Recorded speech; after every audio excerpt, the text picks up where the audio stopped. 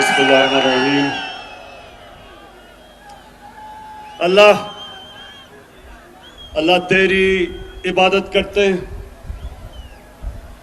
और तेरे से ही कामयाबी और इज्जत मांगते हैं। मेरे मेलसी के बाशऊर शहरियों, मैं सबसे पहले तो औरंगजेब खान आपको और ताहिर इकबाल आप दोनों को इस शानदार जलसे में जो आपने लोगों को इकट्ठा किया, मैं आपको खिराज तहसीन पेश करता हूं।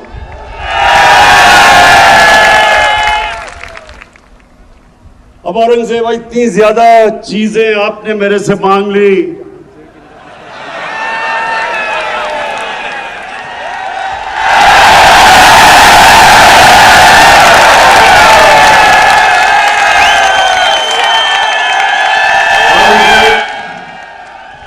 और जहां से लगता है कि जो 74 साल में काम नहीं हुए वो 1 साल में ही आप करवाना चाहते हैं।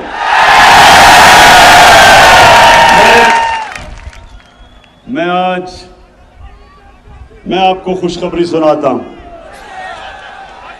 सबसे पहले तो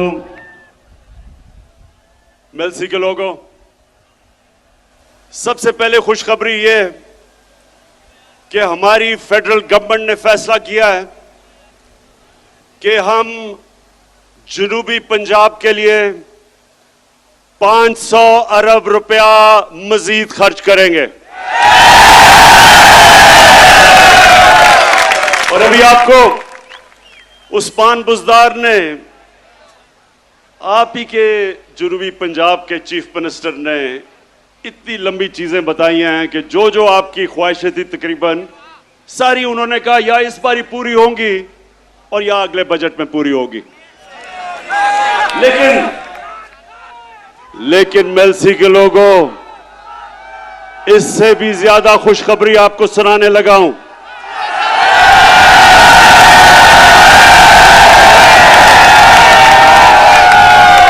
हमने फैसला किया है कि हम नेशनल असेंबली में साउथ पंजाब की कॉन्स्टिट्यूशनल अमेंडमेंट रख देंगे कि साउथ पंजाब का सूबा बनना चाहिए।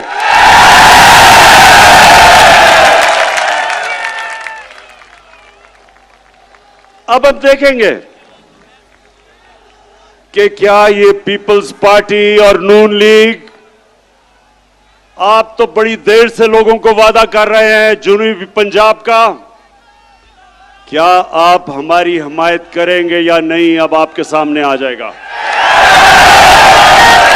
लेकिन इंशाअल्लाह हमने ये बिल रख देना असेंबली में। अच्छा, अब मेलसी के लोगों, ज्यादातर यहां गुजारा काश्तकारी के ऊपर होता है, तो सबसे पहले तो मैं बड़े फख्र से कहना चाहता हूं कि जितना किसानों ने हमारे दौर में, जितना किसानों के पास पैसा आया, कभी पाकिस्तान की तारीख में नहीं आया। और मैं आपको, अब जरा ये मेरे पास अदाद और शुमार है। मकई में हर एकड़ के ऊपर महंगाई के बावजूद जो मकई की फसल की कीमत बढ़ी है, 40,000 से 50,000 तक मजीद फायदा हुआ है किसान को।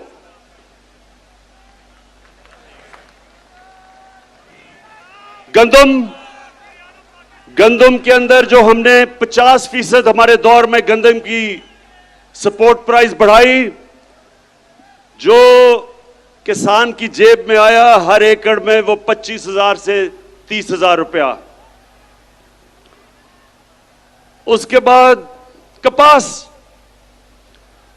की कीमत दुगनी हो गई है। कपास की कीमत अब दुगनी किसान को मिल रही है और उसकी वजह से 1 एकड़ के ऊपर कपास में 70,000 से 80,000 रुपए तक मेरे किसान को फायदा हुआ है। और अब एक और चीज कि यूरिया खाद, मुझे पता है कम हुई थी बीच में, दुनिया में कम हो चुकी है, लेकिन अभी आपको मिलेगी। हमने बड़ी मुश्किलों से हमने खाद भी ज्यादा इस बार प्रोड्यूस की, ज्यादा गैस दिया, खाद की फैक्ट्रियों को बंद नहीं होने दिया, लेकिन उसके बावजूद हमने चाइना से 1 लाख टन खाद मंगवाई है, जो कि इंशाल्लाह 1 हफ्ते तक पहुंच रही है।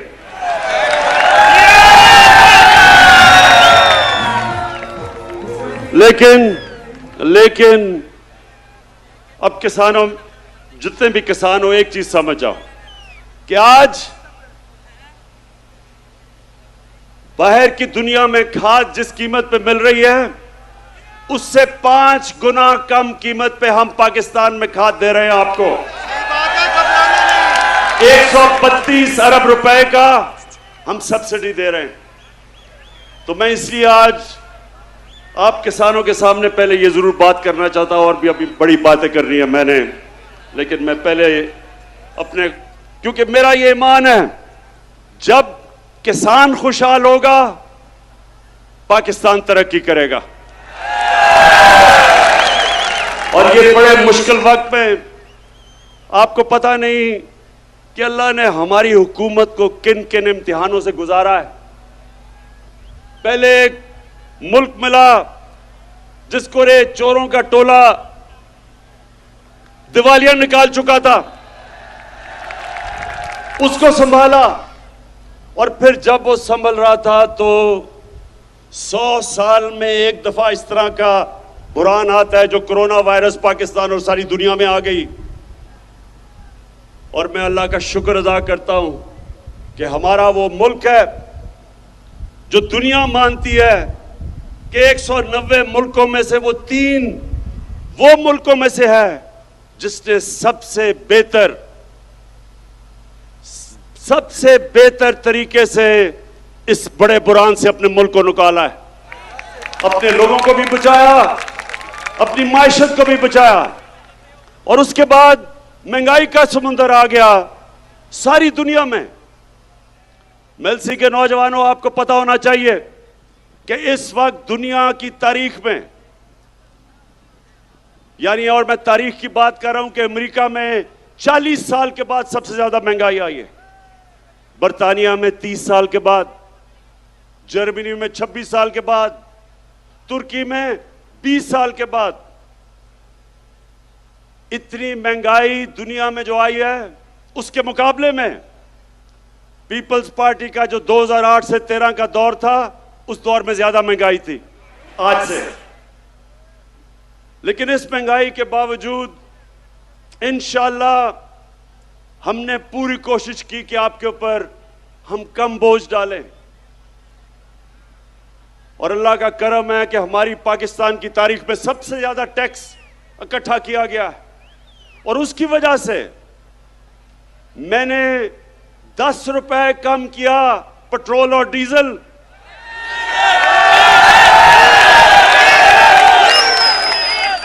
और 5 रुपए यूनिट बिजली कम की। ये सिर्फ इस तरह हम कर सके कि हमारी एफबीआर ने रिकॉर्ड टैक्स इकट्ठा किया, हमारी कौम ने टैक्स दिया। और मेरा अपनी कौम से वादा है, जितना जितना आप हमारे टैक्स देते रहेंगे, वो सारा टैक्स मैं अवाम के ऊपर बोझ कम करने पे लगाऊंगा। और अगर ये जो भगौड़ा बैठा हुआ लंदन में, जिस दिन इसका मैंने पैसा वापस ले आया, तो मैं आपको वादा करता हूं कि पेट्रोल और डीजल की कीमत आधी कर दूंगा।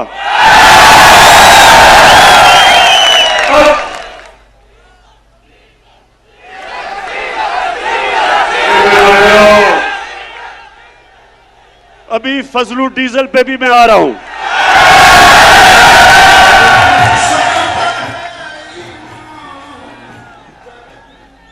अच्छा मेलसी के लोगों, ये भगौड़े और डीजल के ऊपर आने से पहले मैं सिर्फ आपको, नौजवानों, आपके लिए एक बात करना चाहता हूं। मेरे मां बाप एक गुलाम हिंदुस्तान में पैदा हुए थे, मैं पहला था। हम वो बच्चे थे जो आजाद पाकिस्तान में पैदा हुए थे। और मेरी हमेशा मां बाप ने भी मुझे याद दिलाया और हमेशा मेरे ज़हन में था कि कभी हमने पाकिस्तान को कभी किसी की गुलामी नहीं करने देना। और मेरे मेलसी के लोगों और जो पाकिस्तान के लोग टीवी पे ये देख रहे हैं, ये सुन लो, ना आज तक इमरान खान किसी के सामने झुका है, और इंशाअल्लाह जब तक मेरे में खून है, मैं अपनी कौम को किसी के सामने झुकने नहीं दूंगा। अभी ये जरा सुने, यूरोपियन यूनियन के एम्बेसडर ने खत लिखा पाकिस्तान को कि आप रूस के खिलाफ उसके मुखालिफ स्टेटमेंट दें, उसके खिलाफ वोट दें। मैं ये यूरोपियन यूनियन के एम्बेसडर से पूछता हूं कि क्या आपने हिंदुस्तान को भी ये खत लिखा था? क्योंकि मैं अपनी कौम को याद करवाना चाहता हूं कि ये वो पाकिस्तान था जिसने ये नेटो की मदद की, जो वॉर ऑन टेरर थी, हमने उनका साथ दिया। मैं कभी ना साथ देता, मैं अपनी मुल्क को बाहर रखता उस जंग से, लेकिन उस वक्त का जो सरबराह था उन्होंने उनका साथ दिया। क्या मिला पाकिस्तान को? 80,000 पाकिस्तानियों की जानें गई, हमारा कबायली इलाका उजड़ गया, 35 लाख लोगों ने नकल मकानी की, हमारे मुल्क को 100 अरब डॉलर से ज्यादा नुकसान हुआ। तो क्या मैं अपने यूरोपियन यूनियन के एम्बेसडर से पूछता हूं कि आपने क्या हमारा शुक्रिया अदा किया? क्या आपने कहा कि हां आपने हमारी मदद की थी, हमारी जंग में आपने हमें अप्रिशिएट किया? सारे नेटो के मिला के 10% भी लोग नहीं थे जो इस जंग में मरे। हमारे मुकाबले में जो 80,000 पाकिस्तानियों की कुर्बानी दी गई। तो मैं उनसे आज ये पूछता हूं कि बजाय आपने, जब हमने आपके साथ खड़े हुए थे, बजाय आप हमारा कम से कम शुक्रिया अदा करते, ऐसे आप में से लोग थे जिन्होंने अफगानिस्तान में जो जंग हारी आपने, वो पाकिस्तान को जिम्मेदार ठहराया था। शुक्र करना तो दूर की बात है। और दूसरा, जब कश्मीर में हिंदुस्तान ने इंटरनेशनल कानून तोड़ा, यूनाइटेड नेशंस की सिक्योरिटी काउंसिल की रेजोल्यूशंस की खिलाफ वर्जी करते हुए जो कश्मीर का स्टेटस खत्म किया, क्या आप में से किसी ने हिंदुस्तान से कोई राब्ता तोड़ा, कोई उनकी तनकीद की, कोई तिजारत बंद की? तो हम आपके सामने क्या हैं? क्या हम कोई गुलाम हैं कि जो आप कहेंगे हम कर लें? और मैं मेलसी के लोगों, मैं आपको बताऊं कि इनको ये गलत आदतें पड़ी किधर से हैं। 2008 और 2018 के दरमियान में 400 ड्रोन अटैक हुए पाकिस्तान के ऊपर। जब जरदारी मुल्क की बड़ी बीमारी,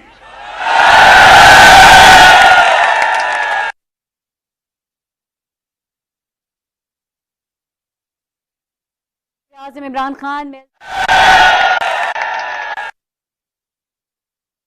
हुआ जो दुनिया की तारीख में कभी नहीं हुआ। नौजवानों, आपके पास सोशल मीडिया है, अपने टेलीफोन पे आप जरा गूगल करके देखें कि कभी ऐसा हुआ है कि एक मुल्क किसी मुल्क की जंग लड़ रहा है, उसके लिए जंग लड़ रहा है, और वही मुल्क उसी के ऊपर बमबारी कर रहा है। ये कभी हुआ है? और सवाल ये है कि ये दो डाकुओं ने क्यों नहीं उनसे पूछा, क्यों नहीं उनको कहा कि जब गांव के अंदर और हमारे कबायली इलाके पे जब ड्रोन अटैक यानी बम फटता था तो आपको पता है औरतें, बच्चे, बेकसूर लोग मारे जाते थे। जब ड्रोन अटैक एक घर पे फटता है तो लोगों के गोश्त के टुकड़े दीवारों पे होते हैं। इनको कोई शर्म नहीं आई कि हमारे पाकिस्तानी मर रहे थे। बाहर से हमारा ही दोस्त जिसके लिए हम जंग लड़ रहे हैं वही आके यहां ड्रोन अटैक कर रहा था। क्यों ये दोनों बोल नहीं रहे थे? क्यों नहीं बोल रहे थे?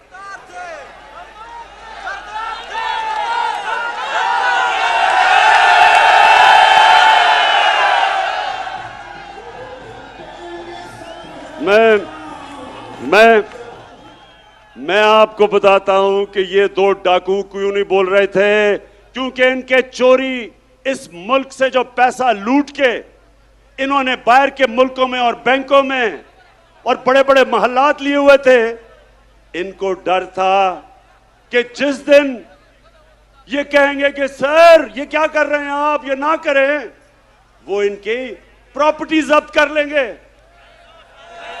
आज रूसियों की जो उनकी मगरब में असासे हैं वो जब्त कर रहे हैं। इनको भी वही डर लगा हुआ था।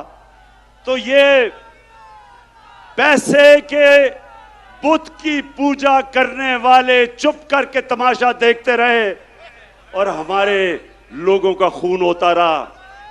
बेकसूर लोग बेचारे कबायली इलाके में उनके बच्चे मरे, और वो जिसके खानदान में लोग मरते थे वो हमारे खिलाफ हमले करते थे, बदला हमारे पे लेते थे, क्योंकि उनको पता था कि हमारी इजाजत से ये ड्रोन अटैक्स अपने मुल्क पे हो रहे हैं।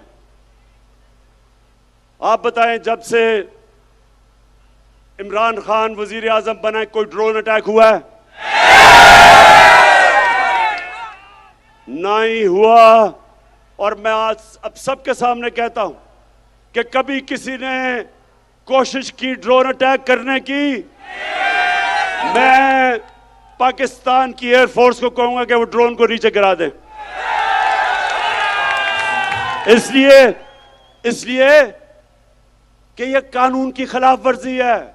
कोई दुनिया में कानून इजाजत नहीं देता कि आप किसी के मुल्क में आके अटैक करके और लोग मार दें। अंग्रेजी में कहते हैं जज, ज्यूरी, एक्सिक्यूशनर। ये किसी कानून के अंदर नहीं है, ये जंगल के कानून के अंदर है। मैं मेरे पाकिस्तान के नौजवानों, मैं ये चाहता हूं ये गौर से एक बात समझ लें आप। कभी भी कोई कौम अजीम कौम नहीं बनी जो दूसरों के सामने झुकती है। सिर्फ खुददार कौमें अजीम कौम बनती हैं। जो किसी से भीख मांग के गुजारा करती है कौम, वो ऐसे ही है जैसे कि अगर मैं वसाखिया पकड़ लूं, अपनी टांगों पे जोर ना डालूं, मेरी टांगें कमजोर हो जाएंगी। इसी तरह मुल्क कमजोर हो जाते हैं जो अपने पैर पे नहीं खड़े होते। हम कोई किसी से दुश्मनी नहीं चाहते, हम सबसे दोस्ती चाहते हैं। हमारी रूस से भी दोस्ती है, हमारी अमेरिका से भी दोस्ती है, हमारी चाइना से भी दोस्ती है, यूरोप से भी है। हम किसी कैंप में नहीं हैं। लेकिन क्योंकि हम न्यूट्रल हैं, इंशाल्लाह हम उन मुल्कों के साथ मिलकर एक दिन कोशिश करेंगे कि जो यूक्रेन में जंग है ये बंद हो। इससे बहुत दुनिया को नुकसान हो रहा है। इससे तेल की कीमतें आसमानों पे चली गई, गंदम की कीमतें आसमानों में, गैस की कीमत उधर पहुंच गई है कि ये यूरोप जैसे मुल्क, बर्तानिया जैसे मुल्क में इस वक्त लोगों को मुश्किल पड़ी हुई है। तो इसलिए हम जंग में किसी का साथ नहीं देंगे, अमन में सबका साथ देंगे। अब मैं अपने पाकिस्तानियों, ये जो अदम एतमाद की तहरीक है इसके ऊपर जरा मैं बात थोड़ी सी करना चाहता हूं। पहले ये लोग कौन है जो अदम एतमाद की तहरीक चला रहे हैं?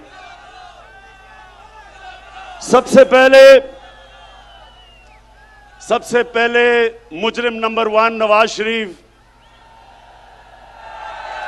झूठ बोल के सुप्रीम कोर्ट ने उसको सजा दी, बॉलीवुड की एक्टिंग की, रो धो के कि जी मैं तबाह हो गया, मरने वाला हूं, मिन्नतें करके बाहर चला गया। मैं ये सोचता हूं, नून लीग वालों अगर सुन रहे हो तो मेरी बात जरा, मैं चाहता हूं इस बात पे थोड़ा सा गौर करो कि कभी गीदड़ भी लीडर बन सकता है? कभी दुनिया में सुना है कि वो लीडर हो जो खुद दुमदुमा के भाग जाए और दूसरी दफा भागा है?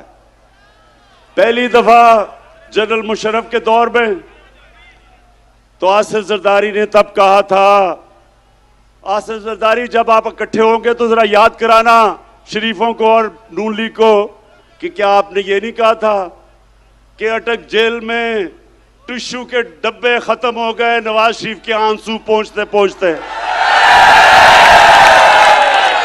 तो वहां रोना धो के वहां से भागा, झूठ बोल के गया कि मैंने कोई मुआहिदा नहीं किया। फिर वो सऊदी शहजादा आया और उसने मुआहिदा दिखा दिया। फिर कहता नहीं जी वो असल में 5 साल का था, 10 साल का नहीं।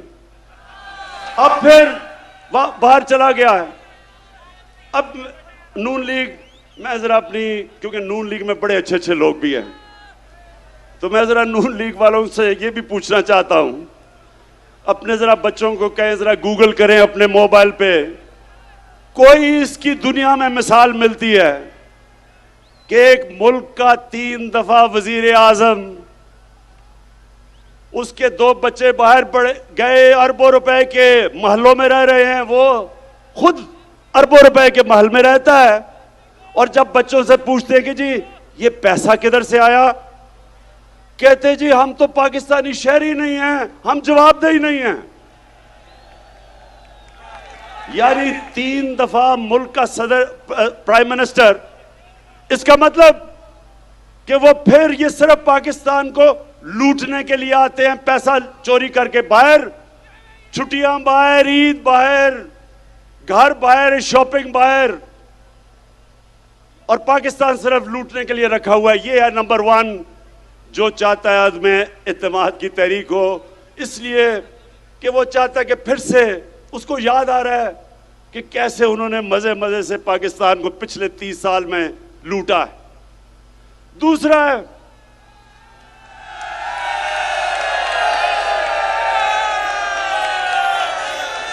है शहबाज शरीफ। अब ये शहबाज शरीफ कौन है? अगर आपने शहबाज शरीफ का पता चलवाना है तो कहीं से मकसूद चपड़ासी को पकड़ के ले आए। वो बेचारा मकसूद चपड़ासी, एक दिन उसे पता चला कि उसके बैंक के अंदर 375 करोड़ रुपया आ गया। ये इसी तरह ही था कि हुदैबा पेपर मिल में लंदन में काजी फैमिली बैठी थी आज से 20-25 साल पहले, क्योंकि इन्होंने तो पुरानी चोरी शुरू की हुई है ना, तो उनको पता चला कि उनके बैंकों में लाखों पाउंड आ गए।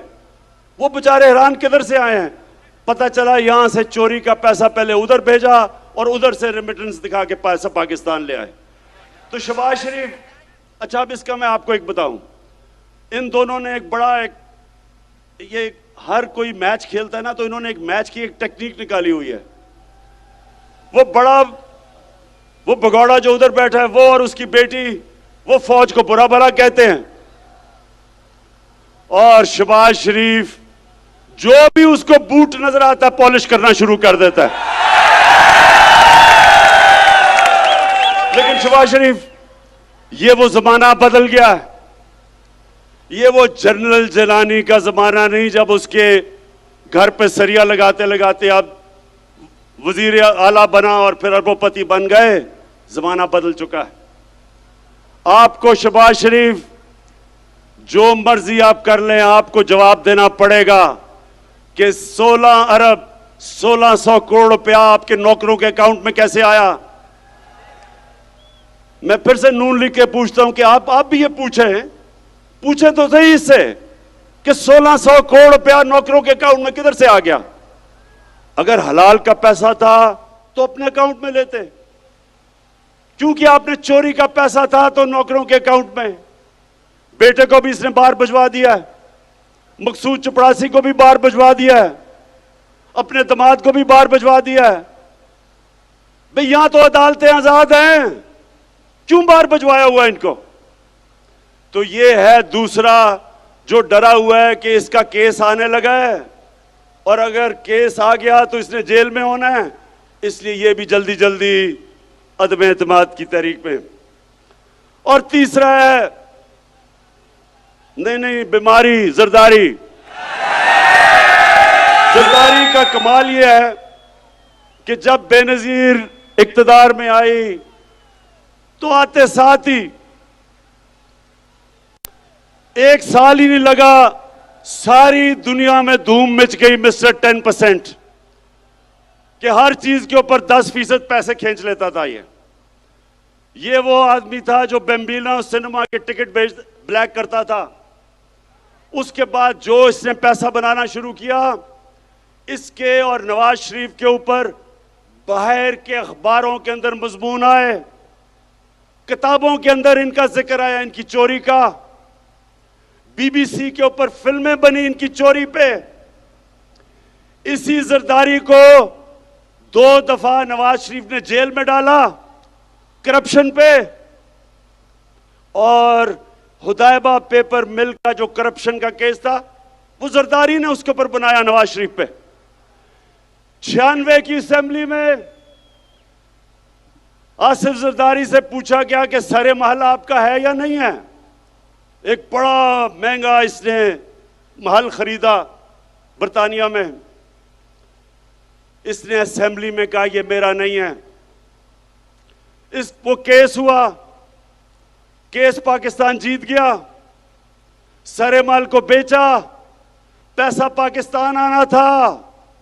इतने में मुशर्रफ ने इसको एनआरओ दे दिया, पैसा भी हजम कर गया वो। ये फिर $60 मिलियन यानी $6 करोड़ पड़ा था स्विट्जरलैंड में। पाकिस्तान ने केस किया, पाकिस्तान केस जीतने लगा था, मुशर्रफ ने एनआरओ दिया, वो भी हजम कर गया। ये हैं वो लोग जो सारे मिलके कि जी वो बहुत बुरे हालात है पाकिस्तान के, अदम एतमाद हम लेके आएंगे। और चौथे नंबर पे फजलू।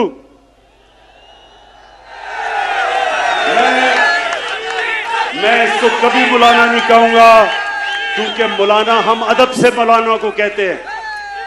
मौलाना पढ़े लिखे दीनी लोग होते हैं, हम उनकी इज्जत करते हैं। लेकिन जो डीजल के परमिट को बेच के पैसे बनाता है, और ये सिर्फ पैसे नहीं बनाता, ये ब्लैकमेल करता है।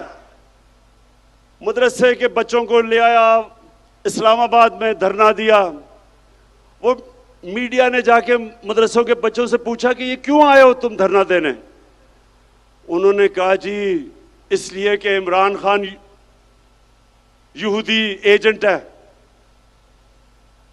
उन्होंने कहा कि ये यहूदियों का या साजिश कर रहा है पाकिस्तान में। मौलाना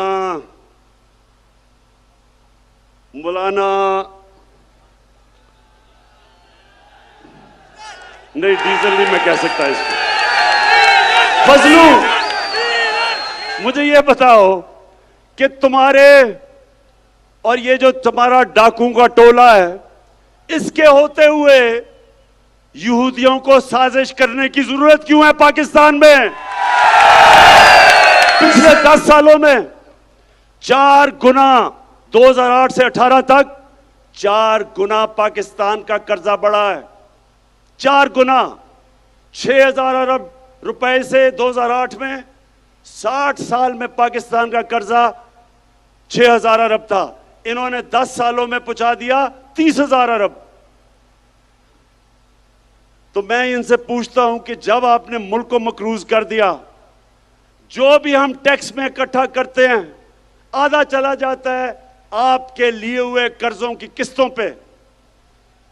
तो जब आपने मुल्क को मकरूज कर दिया तो यहूदियों को साजिश करने की जरूरत क्या है? आप ही काफी हैं। फजलू, मैं आपसे, आपकी और मेरी उम्र एक ही है। हमारी उम्र में हमें सोचना चाहिए कि ऊपर वाला कभी भी बुलावा दे दे। हमें अपनी आखिरत की फिक्र करनी चाहिए।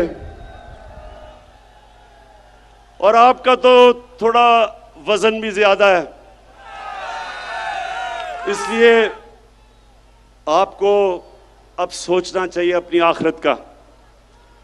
यानी आप एक दीन के नाम पे पैसे बनाते हुए आपको कोई खौफ खुदा नहीं है। कुछ तो सोचें कि आप जो मदरसे के बच्चे, और मैं ये समझता हूं कि ये हमारा बहुत बड़ा असास है, हमारे मदरसे के बच्चे, लेकिन इनको आप इस्तेमाल करें अपनी सियासत चमकाने के लिए और ब्लैकमेल करने के लिए। जो मैंने कुरान पढ़ी है और जो मेरा दीन का जितना भी इल्म है, अल्लाह ने आपको माफ नहीं करना। ये 4 लोग मिलके अदम एतमाद कर रहे हैं। और आज मैं अब अपनी आखिर में सारी कौम से पूछना चाहता हूं कि देखें, एक कुरान की आयत है, अमर बिल मारूफ व नही अनिल मुनकर। इसका मतलब है, नौजवानों ये सुन लो, कोई भी दुनिया में मुहज़्ज़ब माशरा नहीं बन सकता जब तक इस कुरान की आयत पे नहीं चलता। अल्लाह कहता है कि तुम अच्छाई के साथ खड़े हो, अच्छाई के लिए जिहाद करो और बुराई के खिलाफ जिहाद करो। इसके ऊपर अच्छे और बुरे की तमीज जब एक माशरा रखता है, उसकी अखलाकियात ऊपर चली जाती है, वो माशरे ऊपर जाते हैं। और जिन माशरों के अंदर कानून की बालादस्ती होती है, कानून की बालादस्ती और हुक्मरानी का मतलब कि कमजोर और ताकतवर का एक ही कानून, जिसके लिए हमारे नबी सल्लल्लाहु अलैहि वसल्लम ने कहा था कि तुम्हारे से पहले बड़ी कौमें तबाह हुई जो ताकतवर चोर को सजा नहीं देते थे और बेचारे कमजोर चोर को जेल में डालते थे। कौम तबाह हो गई है तुम्हारे से पहले कई।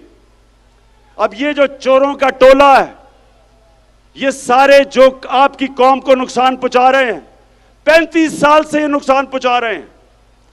मैं 1990 की बात करता हूं। मैं जब क्रिकेट खेलता था, हिंदुस्तान से जब मैं पाकिस्तान आता था, तो लगता था एक गरीब तरीन मुल्क से एक अमीर तरीन मुल्क में पहुंच गया हूं। हम उनसे आगे थे, हम सारे बर्रे सगीर में सबसे आगे थे। जब ये चोरों का टोला इस मुल्क के ऊपर मुसल्लत हुआ, हम सबसे पीछे रह गए। ये अमीर तरीन हो गए हैं, कौम मकरूज और गरीब हो गई है। ये समझ जाए मेरे मेलसी के नौजवानों, ये आप समझ जाए, जब तक एक कौम अच्छे बुरे की तमीज नहीं करती, कौम ऊपर नहीं जा सकती। मदीना की रियासत में हमारे नबी सल्लल्लाहु अलैहि वसल्लम ने इखलाकियात के ऊपर अपनी रियासत की बुनियाद रखी थी और इंसाफ पे, उस पे वो दुनिया की अजीम कौम बने थे। जब इस तरह के चोर मिलके सिर्फ एक ही काम है कि बारियां लेते रहें, खाते रहें, जो इनको इत्तेसाब इनका करने लगे तो उसके साथ सब मिलके उसको गिराने की कोशिश करें, तो ये लोग, मैं अपने मीडिया से कहता हूं कि आप, मीडिया एक वॉचडॉग होता है, मीडिया का काम होता है लोगों को अच्छे बुरे की तमीज दें। आज मगरबी मीडिया कभी भी किसी के ऊपर चोरी का इल्जाम हो वो तकरीर नहीं कर सकता, वो मीडिया के सामने नहीं जाता। अगर कोई पकड़ा जाए करप्शन में, माशरे में उसकी सोशल बॉयकॉट हो जाती है, कोई उसके करीब नहीं जाता। तो मीडिया आपकी भी जिम्मेदारी है, आपके बच्चे हैं। मैं जो लोग आज मीडिया में इनकी हिमायत कर रहे हैं इन डाकुओं की, मैं आपसे ये सवाल पूछता हूं कि क्या आप चाहेंगे कि आपके बच्चे फजलुर रहमान फजलू डीजल हो जाएं, या आप चाहेंगे कि मकसूद चपरासी वाला शोभा शरीफ आपका बेटा बन जाए, या आप चाहेंगे कि भगोड़ा नवाज शरीफ बन जाए, और या आप चाहेंगे कि आपका बेटा जरदारी की तरह बन जाए? कोई नहीं चाहेगा। तो फिर आप क्यों इस मुल्क में अच्छाई के साथ नहीं खड़े होते? 30 साल से आप देख रहे हैं कि मुल्क से क्या कर रहे हैं। मैं आज आखिर में एक बात कह के अपना बात खत्म करता हूं कि मैं 25 साल पहले मैं सियासत में आया ही था इनका मुकाबला करने के लिए। जब तक मेरे में खून है मैं इनका मुकाबला करूंगा।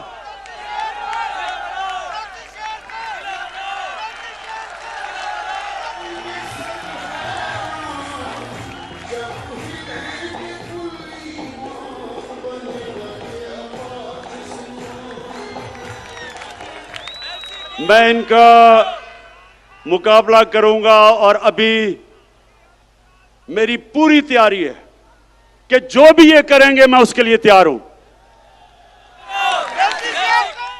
लेकिन मैं इनसे आखिर में आखिरी बात ये कह के छोड़ता हूं कि ये जो चोरों का टोला है, ये डाकुओं का जो गुलदस्ता है, क्या आप तैयार हैं जब इंशाअल्लाह आपकी अदम इत्तेमाद की तहरीक फेल होगी तो आप तैयार हैं जो मैं आपसे करूंगा?